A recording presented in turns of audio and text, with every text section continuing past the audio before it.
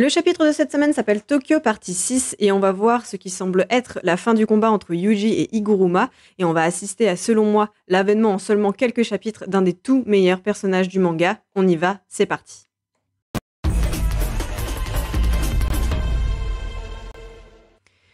Le chapitre s'ouvre sur un flashback dans lequel on assiste à un dialogue entre Higuruma et ce qu'on suppose être un supérieur, puisque ce dernier lui soumet l'idée de devenir juge, proposition qu'il déclinera en nous expliquant plus tard ne pas chercher la gloire.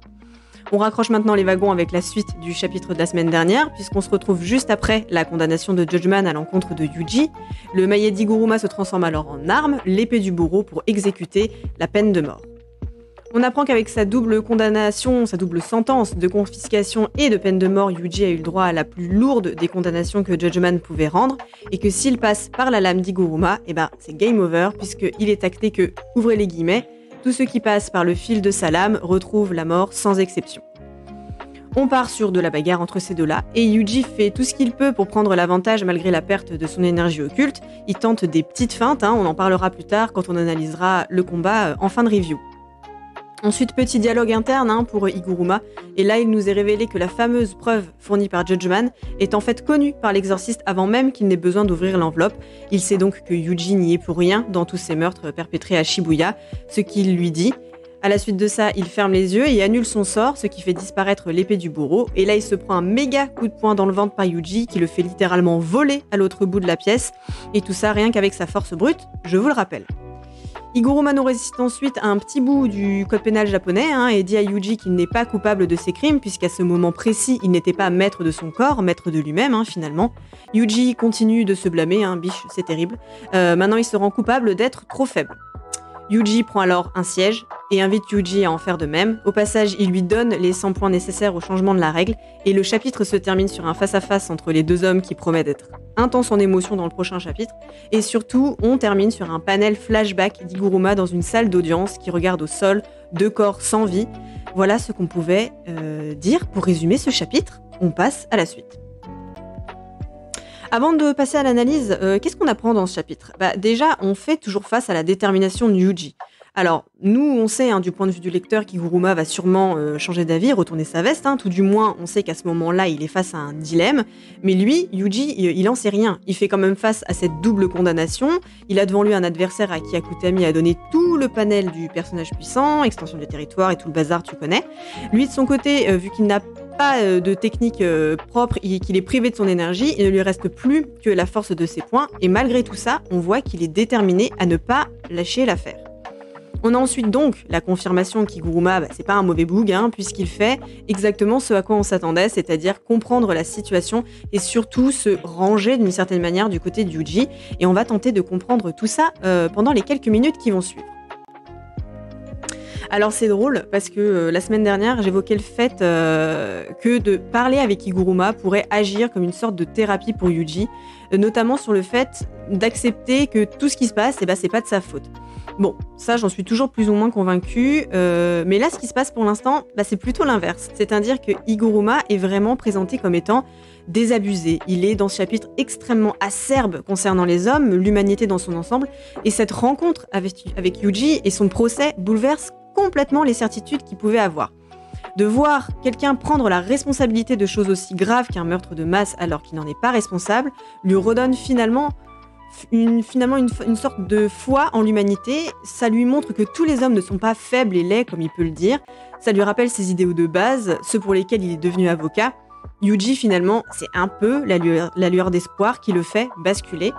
Et je disais ça justement la semaine dernière que pour moi, Yuji, c'était ce qui restait d'humanité, d'espoir dans le monde de Jujutsu. Et je suis bien contente de constater qu'il n'y a pas moi qui vois ça en lui. Higuruma, il est capable d'une profonde empathie, exactement comme Yuji. Et c'est finalement le seul qui peut comprendre sa situation. Parce que c'est l'autre truc qui m'a frappé. C'est à quel point ces deux-là ont en commun. Ils sont profondément humanistes. Yuji accepte son sort en se disant que grâce à ça, il pourra sauver des gens. Higuruma devient avocat pour les mêmes raisons, pour faire ce qu'il pense être juste. Ils vivent avec ce même fardeau d'avoir tué, et surtout, les deux étaient des humains lambda il y a encore pas si longtemps que ça. Ils ont avec eux tout leur vécu de simples hommes avant de devenir exorcistes, sans qu'ils aient vraiment eu le choix d'ailleurs. Et du coup, avec tout ça, ça devient évident pour moi que Higuruma est le seul qui peut vraiment réussir à appréhender l'état d'esprit dans lequel se trouve Yuji. Qu'on soit bien d'accord, hein, Yuji, il a énormément d'amis, des gens qui l'aiment, etc. Mais jusqu'ici, personne ne peut vraiment comprendre ce qu'il ressent. Parce que Gojo, Megumi, etc. sont nés dans ce monde. Ils savent ce que ça implique que d'être exorciste. Et comme je le disais la dernière fois, ils vivent plutôt bien avec le fait d'avoir à se salir les mains parfois. Je renvoie à cette scène, qui d'ailleurs est une de mes faves de la saison 1, le dialogue entre Nobara et Yuji après leur combat contre les deux frères, chapitre 63 pour ceux que ça intéresse. Voilà ce que Nobara dit après avoir tué, pour la première fois, autre chose qu'un fléau. Ouvrez les guillemets. Franchement, ça ne me fait ni chaud ni froid, tuer est une part du boulot d'exorciste. Tout est dit. Et pour moi, là, on est au-delà de l'empathie. On parle d'expérience. Et en ça, je pense qu'Higuruma pourrait être une sorte de guide dans sa position d'adulte pour aider Yuji à y voir plus clair et essayer finalement d'apprendre à vivre avec cette culpabilité qu'il peut avoir, qu'il habite, sans forcément qu'il soit guidé par elle. Et autre truc que j'ai noté en voyant tout le déroulé du développement d'Higuruma depuis quelques semaines maintenant, j'ai pas pu m'empêcher de penser à un autre personnage du manga, et ce personnage c'est Nanami. Et en me baladant sur les différentes réactions sur internet, j'ai vu qu'on était nombreux à voir des similitudes entre les deux personnages et dans leur relation avec Yuji. J'ai eu des réminiscences de leur dialogue du chapitre 31, juste après le combat contre Mahito, et celui du chapitre 19, quand il lui fait son petit speech sur ce que c'est que d'être adulte. Bref, j'ai retrouvé entre les deux cette même volonté de vouloir protéger Yuji, un peu comme un père le ferait, disons les choses clairement.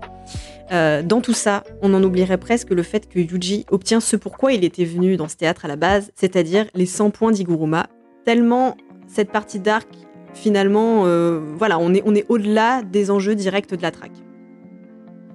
Un petit mot sur le combat en lui-même, qui n'est pas l'élément central de ce chapitre, mais on va quand même en parler un petit peu. On continue sur quelque chose de très dynamique, comme d'habitude, et j'en parlais la semaine dernière, le fait que Akutami utilise les décors qu'il crée dans son ensemble. Ici, on a l'utilisation des chaises du théâtre, puisque Yuji s'en sert comme arme pour compenser son absence d'énergie. Il tente même une petite feinte, en enlevant le haut pour détourner l'attention d'Higuruma.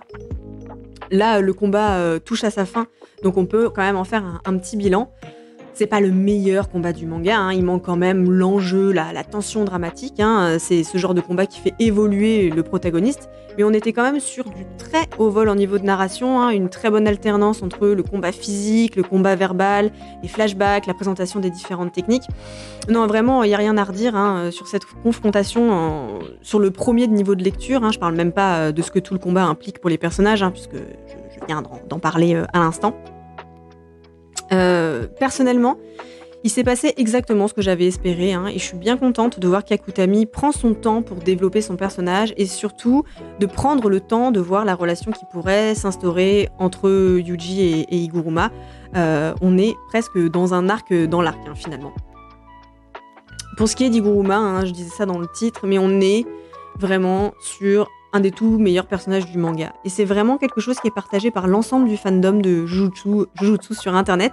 Il est rentré dans le top de beaucoup de personnes et c'est amplement mérité parce qu'objectivement, il y a littéralement rien qui ne va pas avec ce personnage, qui reste un personnage secondaire, je le rappelle, mais sa backstory, elle est hyper bien exposée en très peu de temps, son mindset, son chara-design et toutes ces petites choses artistiques qu'Akutami a tentées, notamment ses mises en scène comme celle de la baignoire, et surtout sur son évolution au cours de ces quelques chapitres.